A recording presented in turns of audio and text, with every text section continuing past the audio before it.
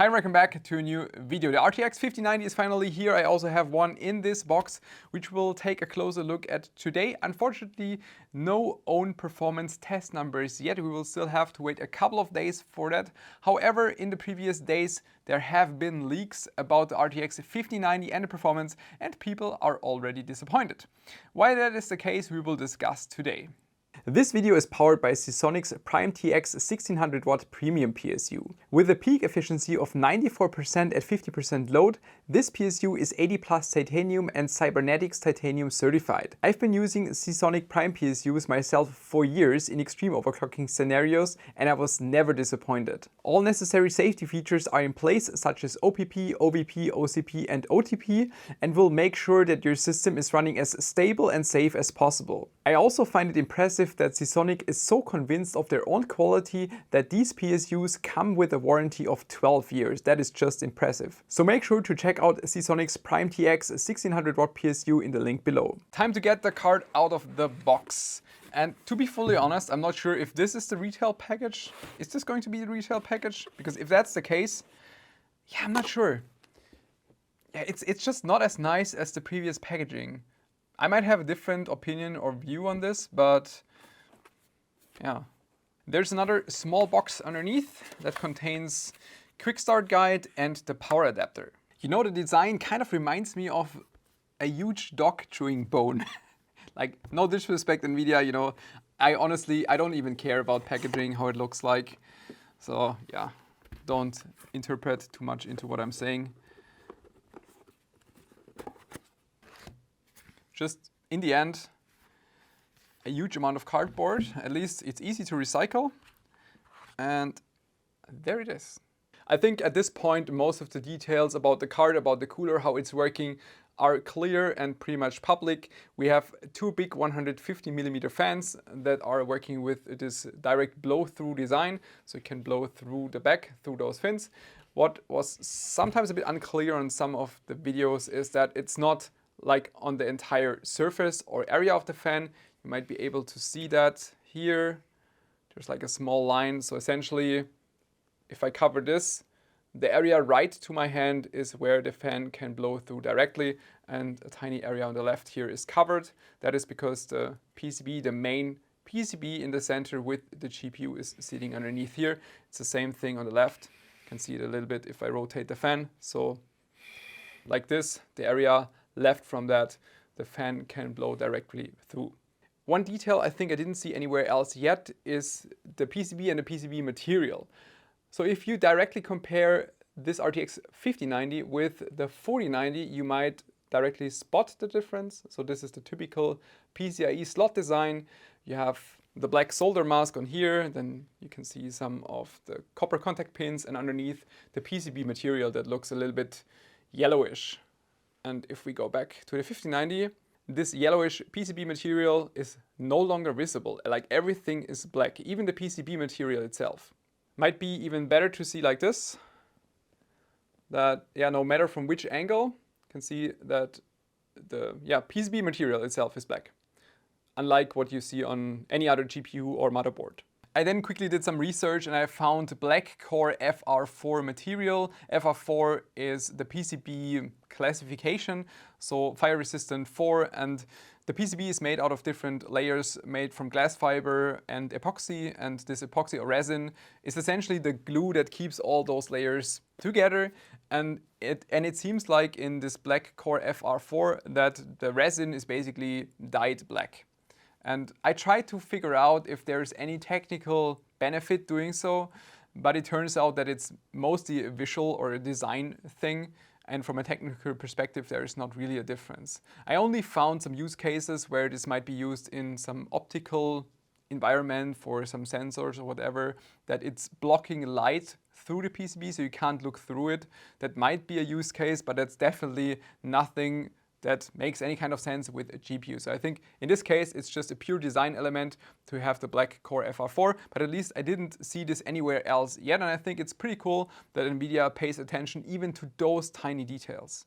Quickly going back to the RTX 5090 and how things were reported about this card, especially in comparison to the RTX 5090, which is, we all know, it's a very thick card, 450 watts of TDP.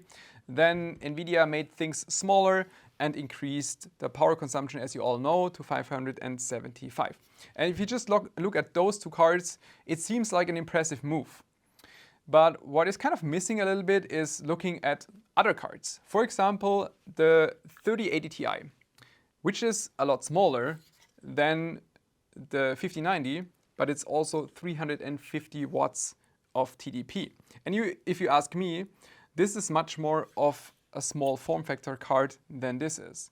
Because in my opinion, what NVIDIA has been doing over the previous years is, keep increasing the GPU size from generation to generation. And we ended up with this. And then also the prototype that you saw on Steve's video, the 4090 Ti, even bigger than this. And then we're going back to this, right? Making things smaller. And, this is now called small form factor ready. But honestly, if you would have asked me 10 years ago, if you gave this card to me 10 years ago and asked me if this is a small form factor card, I would have laughed and asked if it's a joke.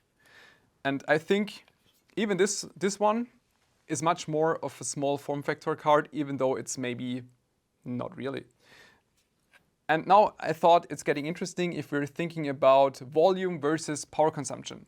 So how much volume does a card take and how much heat will it dissipate? This is could kind of be a metric of how efficient the 5090 might be in terms of dissipating the heat and also when it comes to the volume. So we're looking into this chart, and here you can see the RTX 4090 with the TDP of 450 watts. That's in blue. And considering the performance, it is doing 0.2 cubic centimeters per watt.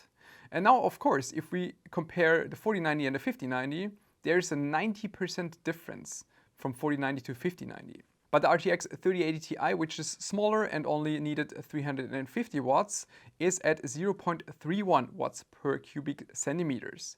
And that, into perspective, just makes the 5090 a little bit less impressive, because just volume, efficiency, and how much heat it can dissipate, there's only 22% difference.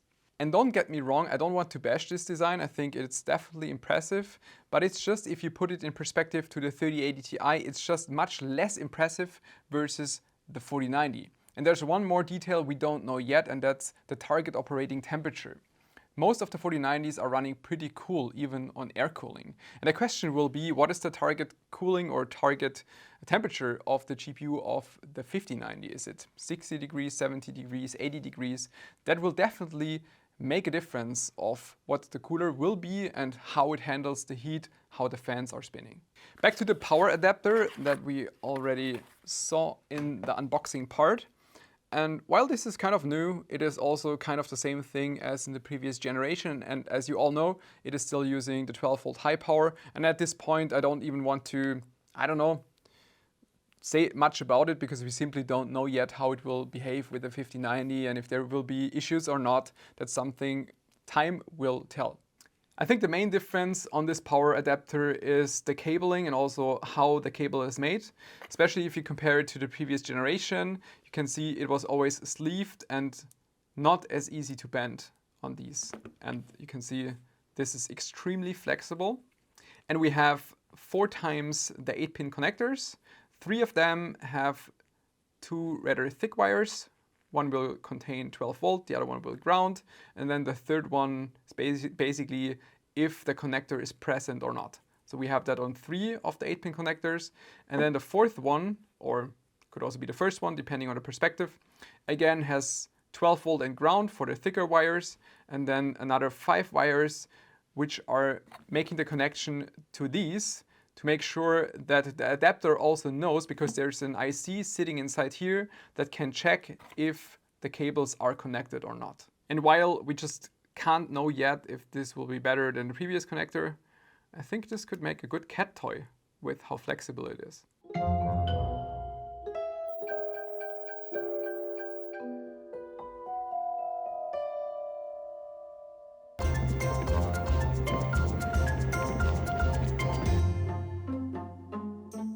Igor's lab made a very good chart about this adapter back then. I think it's exactly the same how it's built. So we would have an IC in the first of the 8-pin adapter or connectors, and then in the other 3 we only have 12 volt and ground, and then the presence connection back to the first 8-pin connector.